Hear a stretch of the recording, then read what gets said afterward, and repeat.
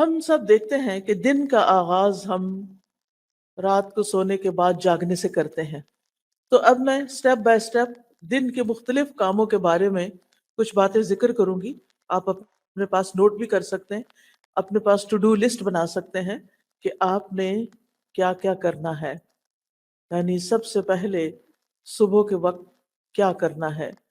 رسول اللہ صلی اللہ علیہ وسلم نے فرمایا، ہر شخص صبح کے وقت اٹھتا ہے تو اپنے نفس کا سودا کرتا ہے، پھر یا تو اسے آزاد کرتا ہے یا اسے ہلاک کرتا ہے. یعنی ہر شخص ہر روز ایک تجارت کرتا ہے جس میں یا تو وہ فائدہ اٹھاتا ہے یا وہ نقصان اٹھاتا ہے. ہر روز ہمیں دن کے 24 آورز مل جاتے ہیں، اور 24/7 یعنی پورے ہفتے میں ہمیں ہر روز 24 آور ملتے ہیں.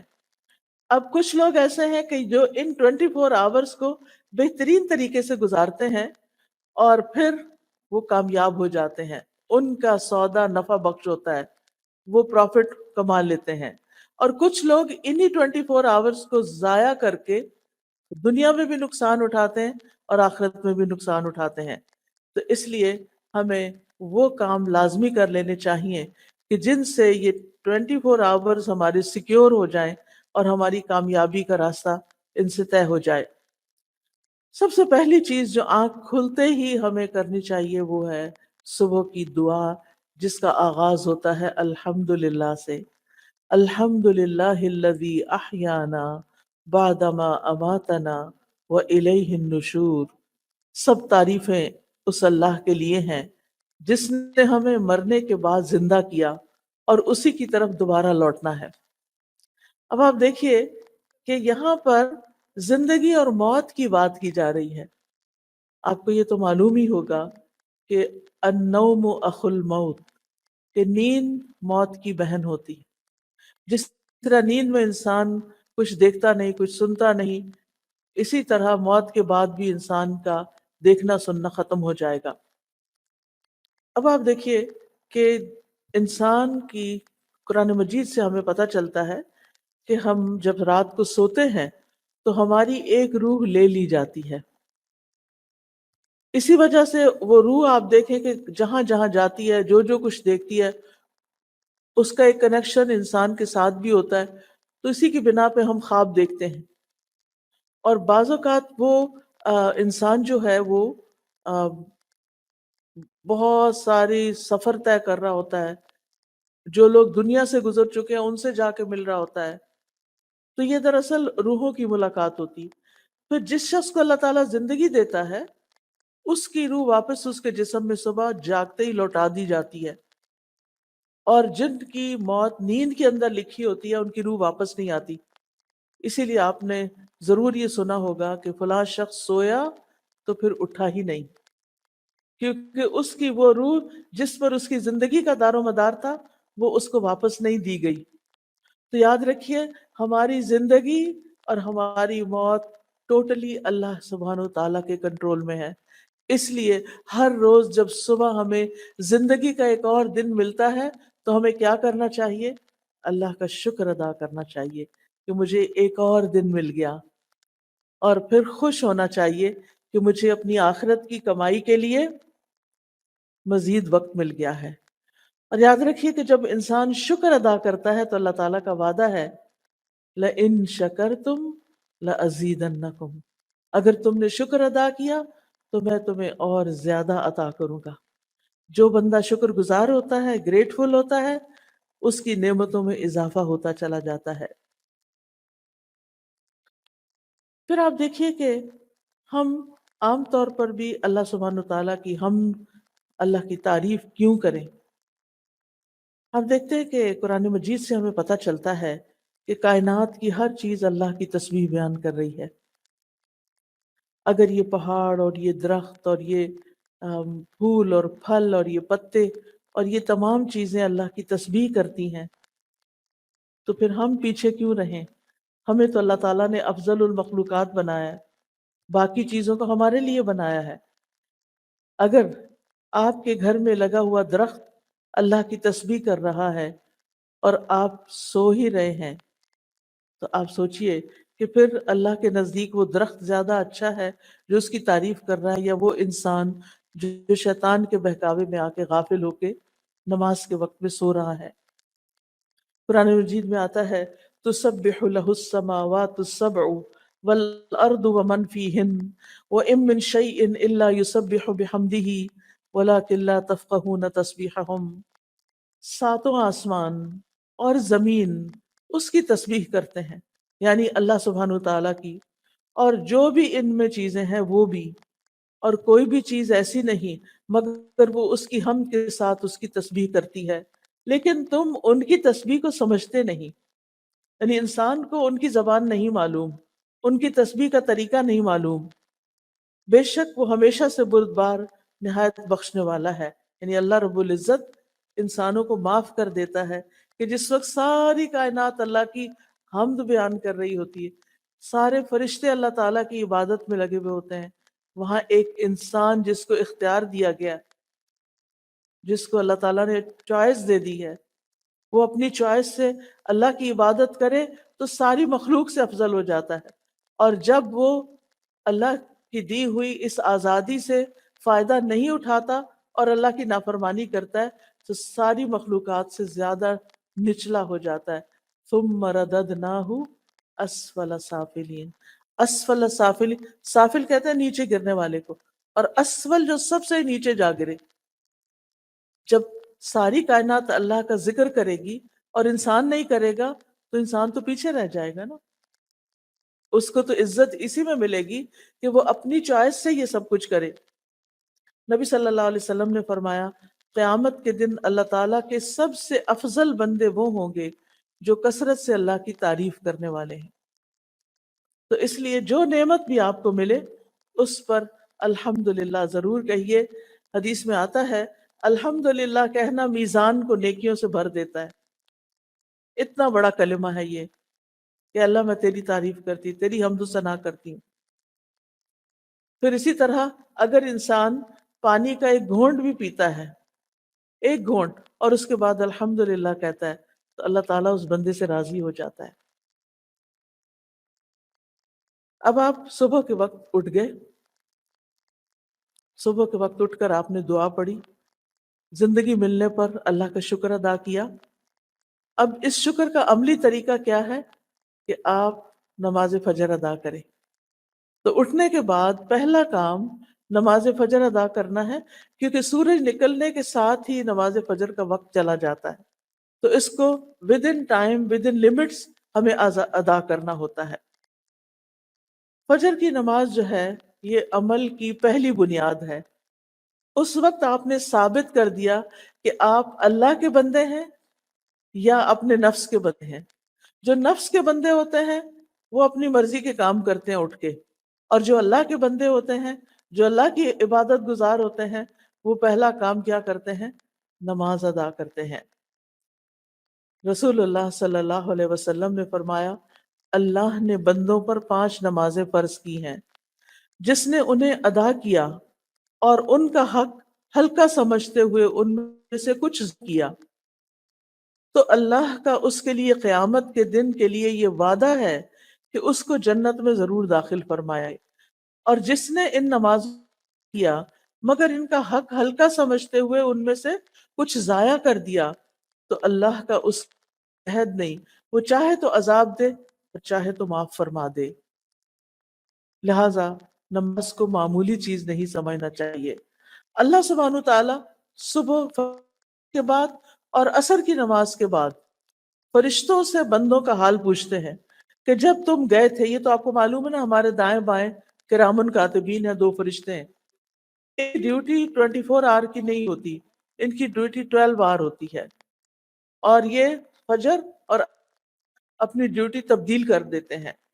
جو فجر کے وقت آتے ہیں وہ عصر کے وقت تک ہم نے جو کچھ کیا ہوتا ہے وہ سارا لکھ کر واپس لے جاتے ہیں، اور وہاں سے نیکسٹ فریش فرشتے آ جاتے ہیں جو اگلے وقت کے لیے پوری رات کے لیے ہمارے اعمال لکھتے ہیں، اور پھر وہ فجر کے وقت واپس جاتے ہیں اور نئے فرشتے فجر کے وقت ہمارے پاس آ جاتے ہیں۔ جب یہ واپس جانتے ہیں تو اللہ تعالیٰ خود ان سے پوچھتے ہیں کہ تم نے بندوں کو کس حال میں چھوڑا، وہ کہتے ہیں ہم نے اس حال میں چھوڑا کہ وہ نماز پڑھ رہے تھے، اور اس حال میں ان کے پاس پہنچے کہ وہ نماز پڑھ رہے تھے۔ تو جو شخص فجر اور عصر کی نماز کا اہتمام کرتا ہے، اس کی ڈیلی رپورٹ اللہ سبحانہ وتعالیٰ کے پاس بہت بہترین جاتی ہے کہ وہ نماز پڑھ رہے تھے۔ پھر قیامت کے دن سب سے پہلا سوال بھی کس کے بارے میں ہوگا؟ نماز کے بارے میں۔ اگر نماز درست ہوئی تو ساری چیزیں ٹھیک ہو جائیں گی، اور اگر نماز درست نہیں تو سارے اعمال میں بگاڑ آ جائے گا۔ صلی اللہ علیہ وسلم نے فرمایا وہ آدمی ہرگز آگ میں نہیں جائے گا جس نے سورج نکلنے سے پہلے، غروب ہونے سے پہلے نماز پڑھی، یعنی فجر اور عصر کی نماز پڑھی۔ اور نماز پڑھنے سے اللہ تعالیٰ بندے کے رزق کا وعدہ بھی کرتے ہیں۔ فرمایا وَأْمُرْ أَهْلَكَ بِالصَّلَاةِ وَاصْطَبِرْ عَلَيْهَا لَا نَسْأَلُكَ رِزْقًا نَحْنُ نَرْزُقُكَ، اور اپنے گھر والوں کو نماز کا حکم دیجئے اور اس پر خوب پاک کار بند رہیے۔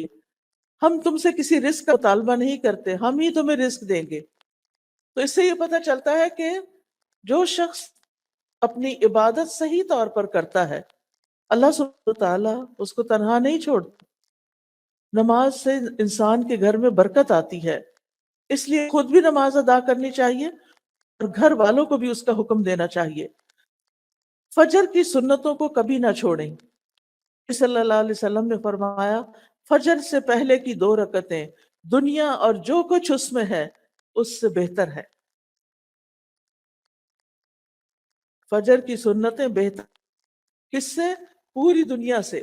اگر آپ کو پوری دنیا بھی مل جائے تو بھی وہ کم ہے بنسبت اس کے کہ آپ 2 رکعت نماز سنت ادا کریں، اور اگر سنت کا اتنا بڑا اجر ہے تو پھر فرض کا کیا ہوگا؟ یاد رکھیے فجر کے وقت سنت ہے، فجر کے وقت سونا درست نہیں۔ نبی صلی اللہ علیہ وسلم نے فرمایا ایک آدمی جو رات سے لے کر صبح تک سوتا رہا، آپ نے اس کے بارے میں فرمایا یہ وہ شخص ہے جس کے کان میں شیطان نے پیشاب کر دیا تھا۔ شیطان بھی ہم نے نہیں دیکھا اور اس کا پیشاب بھی نہیں دیکھا، لیکن نبی صلی اللہ علیہ وسلم نے فرمایا ہے تو بات درست، کیونکہ آپ صادق اور امین تھے۔ یہ بات تو ہم سب جانتے ہیں، سبھی مانتے ہیں۔ مراد اس سے یہ ہے کہ اس شخص کے اوپر خوب نحوست طاری ہوگی، اسی لیے آپ لیٹ اٹھتے ہیں، نماز نہیں ادا کرتے، اللہ کا ذکر نہیں کرتے، آپ کی طبیعت سارا دن بوجھل رہتی ہے۔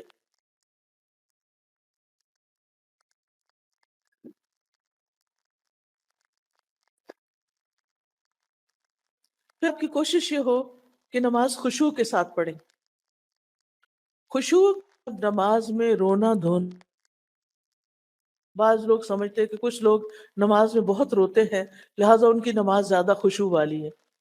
ایسا نہیں، رونا خشوع نہیں ہوتا، بلکہ دل کا متوجہ ہونا اور اعضاء کا پرسکون ہونا، اس کو خشوع کہتے ہیں۔ اگر ہو سکے تو یہ ڈور کھول دیں کیونکہ تھوڑا سٹفی ہو رہا ہے تاکہ فریش ایئر اندر آتی رہے۔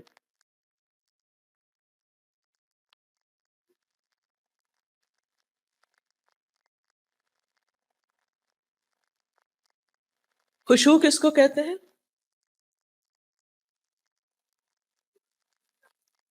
جی ہاں، دل کا متوجہ ہونا اور اعضاء کا پرسکون ہونا، یعنی نماز میں ہمیں ہلنا نہیں چاہیے، دائیں بائیں نہیں ہونا چاہیے، ایسے بھی جھوم جھوم کے بھی نماز نہیں پڑھنی چاہیے۔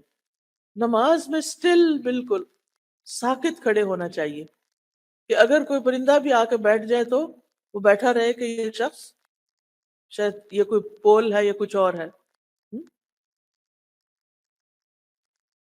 اور اس بات کا خیال رکھنا کہ میں اللہ کے سامنے کھڑی ہوں، اس سے خشوع آتا ہے۔ بہت سے لوگ یہ کوشچن کرتے ہیں نماز میں کیسے آئیں؟ بس یہ سوچ لیں نماز پڑھنے سے پہلے کہ میں اللہ سبحانہ و تعالیٰ کے سامنے کھڑی ہوں، پھر اپنے رب سے سرگوشیاں کریں، چپکے چپکے باتیں کریں، یعنی نماز کے الفاظ ادا کریں۔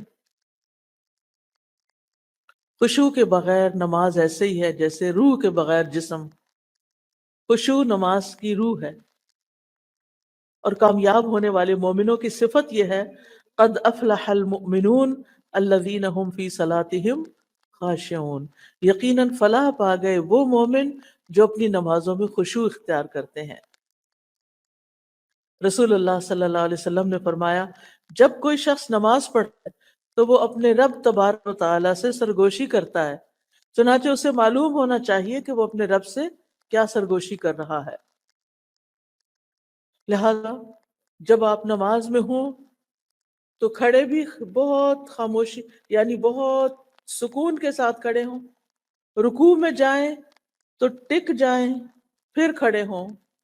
سجدے میں جائیں تو ماتھا اور ناک آپ کا زمین پر ٹک جائے اور تسبیحات پڑھیں. ہر ہڈی اپنے جوڑ پر آ جائے اور پھر آپ سیدھے کھڑے ہوں. یعنی یہ نہیں کہ آپ رکوع میں گئے ہیں ایسے جلدی سے نیچے ہوئے پھر کھڑے ہو گئے پھر جلدی سے سجدہ. کئی لوگ تو دونوں سجدے بس ایک ہی دفعہ سر رکھ کے 2 دفعہ مار کے اٹھ جاتے ہیں. یہ تو سجدہ نہیں ہوتا.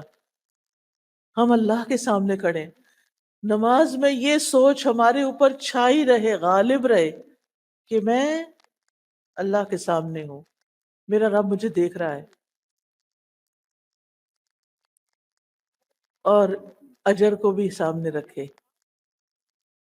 نبی صلی اللہ علیہ وسلم نے فرمایا تم جب بھی کوئی سجدہ کرتے ہو تو اللہ اس سجدے کی وجہ سے تمہارا ایک درجہ بڑھا دیتا ہے. ہر سجدے کی وجہ سے ایک درجہ بڑھ جاتا ہے اور اسی کے ذریعے تمہاری ایک خطا بھی مٹا دیتا ہے.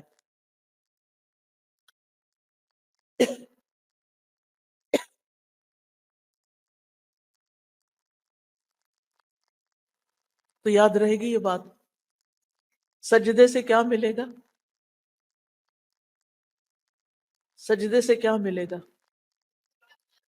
ایک درجہ بلندی. یعنی پہلے جنت میں جہاں مقام تھا اس سے اوپر ہو گئے, اوپر اوپر اوپر. اور کیا ملتا ہے؟ ایک خطا مٹ جاتی, ایک غلطی صاف ہو جاتی. نماز کے بعد فوراً مصلی سے نہیں اٹھے, بیٹھے رہیں, ذکر اذکار کریں. کیوں؟ اس لیے کہ اس کا بہت بڑا اجر ہے. رسول اللہ صلی اللہ علیہ وسلم نے فرمایا جب تک تم اپنے اس مصلی پر بیٹھے رہو جہاں تم نے نماز پڑھی تھی اور بے وضو نہ ہو, یعنی وضو نہ ٹوٹے, تو فرشتے تمہارے لیے دعا کرتے رہتے ہیں اللہم اغفر لہ, اللہم ارحمہ, اے اللہ اس کو بخش دے, اے اللہ اس پر رحم فرما دے. تو کیا کرنا چاہیے پھر؟ اپنی جگہ پر تھوڑی دیر بیٹھ کے تسبیحات کر کے دعائیں فرشتوں کی لے کے پھر اٹھیں. اب یہ جو تسبیحات ہے نا 2 طرح سے ہیں. ایک تو ہے 33 بار, دوسری ہے اور آخری بار 33 مرتبہ اللہ اکبر, اور پھر آخری بار لا الہ الا اللہ وحدہ لا شریک لہ لہ الملک و لہ الحمد وہو علی کل شیء قدیر. تو یوں کہنے سے 34 دفعہ ہو جاتا ہے اور پوری یعنی حدیث سے یہ پتہ چلتا ہے کہ وہ اس نے اپنی تسبیح پوری کر لی. اب آپ دیکھیے کہ اگر آپ کے پاس وقت نہیں اور آپ کو جلدی کسی کام سے جانا ہے تو پھر آپ کتنی دفعہ پڑھ لیں؟ 10 دفعہ. کیا پڑھیں گے؟ کیسے پڑھیں گے؟ سبحان اللہ سبحان اللہ 2 دفعہ چھوٹی انگلی کو پریس کریں گے, یا چھوٹی انگلی جو ہے وہ آپ کے انگوٹھے کے ساتھ لگے گی, ٹھیک ہے؟ تو آپ کو نمبر یاد رہے گا سبحان اللہ سبحان اللہ سبحان اللہ سبحان اللہ سبحان اللہ سبحان اللہ سبحان اللہ سبحان اللہ, اور پھر سبحان اللہ سبحان اللہ, پورے 10 ہو گئے. تو 10 بار تینوں تسبیحات پڑھ لیں. 10 بار سبحان اللہ, 10 بار الحمدللہ, اور 10 بار اللہ اکبر. اس کے بارے میں آپ صلی اللہ علیہ وسلم نے فرمایا دو خصلتیں یا دو عادتیں ایسی ہیں کہ اگر کوئی مسلمان بندہ ان کی پابندی کر لے تو جنت میں داخل ہوگا، اور وہ بہت آسان ہے، مگر ان پر عمل کرنے والے بہت کم ہیں۔ ہر نماز کے بعد 10 مرتبہ سبحان اللہ، 10 مرتبہ الحمدللہ اور 10 مرتبہ اللہ اکبر کہے تو زبان کی ادائیگی کے اعتبار سے 150 بار ہے، اور مجموعی طور پر پانچوں نمازوں کے بعد جو عمل ترازو میں رکھا جائے تو 1500 ہے۔ کتنا اللہ سبحانہ تعالیٰ نے اجر لکھا ہے آپ کے لیے۔ اور اگر آپ نہیں پڑھتے، چھوڑ کے اٹھ جاتے، کتنی دیر لگتی ہے؟ 1 منٹ، 2 منٹ، دو بھی نہیں لگتے۔ ہم اپنا فون، سیل فون میں جا نماز کے ساتھ رکھ کے بیٹھتے ہیں، جو سلام پھیرا فٹافٹ فون اٹھا لیا۔ اور اگر ہمارے کام کا کوئی میسج نہ ہو تو پھر ہم کیا کرتے ہیں؟ کچھ بھی مل جائے وہ چلا لیتے ہیں، اور اتنے بڑے خیر اور خزانے سے محروم ہو جاتے ہیں۔ پھر ایک اور بات یہ ہے کہ اگر انگلیوں پہ تسبیح کریں گے تو زیادہ ثواب ہوگا، انگلیاں گواہ بن جائیں گی، لہذا خوبصورتی کے ساتھ انگلیوں کو استعمال کرنا ہے، جیسے سبحان اللہ سبحان اللہ سبحان اللہ سبحان اللہ، الحمدللہ الحمدللہ، اللہ اکبر، یعنی اس طرح بھی آپ کر سکتے ہیں۔ پھر ہر نماز کے بعد آیت الکرسی پڑھیں، اس کا کیا ثواب ہوتا ہے؟ نبی صلی اللہ علیہ وسلم نے فرمایا ہر فرض نماز کے بعد آیت الکرسی پڑھنے والے کو موت کے علاوہ کوئی چیز جنت میں لے جانے سے نہیں روک سکتی۔ یعنی دنیا میں رہتے ہوئے تو آپ جنت میں نہیں جا سکتے، مرنے کے بعد بھی جنت میں وہ جائے گا جو اللہ کا پسندیدہ ہوگا، اور جو اللہ کا پسندیدہ ہے اس کو اللہ تعالیٰ نے بہت سی خوشخبریاں بھی سنائی ہیں، اس کے لیے آسانیاں بھی کی ہیں۔ اور یہاں پر کیا آسانی کی گئی ہے کہ جب یعنی انسان اپنی یعنی ان چیزوں کو پابندی سے پڑھے گا تو پھر اس کے لیے جنت کا رستہ آسان ہو جائے گا۔ اچھا، قیامت کے دن ہماری انگلیوں سے بھی سوال ہوگا، تو جب ہم ان پہ ذکر کریں گے تو یہ ہمارے حق میں بولیں گی۔ قرآن مجید میں آتا ہے نا، وَتُكَلِّمُنَا أَيْدِيهِمْ وَأَرْجُلُهُمْ، ہم سے کلام کریں گے ان کے ہاتھ اور پاؤں۔ پھر ہر نماز کے بعد قل هو اللہ احد، قل اعوذ برب الفلق، قل اعوذ برب الناس۔ اگر آپ کو وسوسے ستاتے ہوں، شیطان پریشان کرتا ہو، آپ کو کوئی تکلیف بیماری ہو، تو آپ یہ تینوں کل ہاتھ پہ پڑھ کے پھونک مار کے ہاتھ میں چہرے اور سر اور بازو اور ان سب پر خود ہی پھیر لیا کریں۔ اس سے آپ بہت اچھا فیل کریں گے، بہت لائٹ فیل کریں گے۔